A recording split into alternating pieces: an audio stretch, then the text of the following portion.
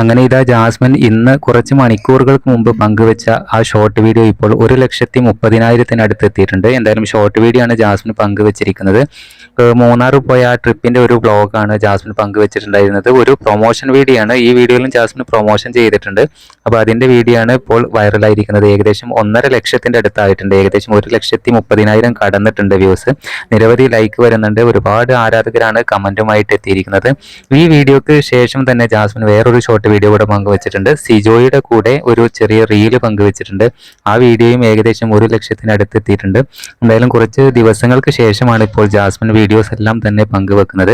അതുപോലെ ഗബ്രിയുടെ യൂട്യൂബ് ചാനലിലാകട്ടെ ഏകദേശം 7 ദിവസമായി ഗബ്രി വീഡിയോ പങ്കുവച്ചിട്ട് ആ മേഘാലയ ട്രിപ്പിന്റെ സെക്കൻഡ് പാർട്ടാണ് ഗബ്രി അവസാനമായിട്ട് പങ്കുവച്ചിട്ടുണ്ടായിരുന്നത്.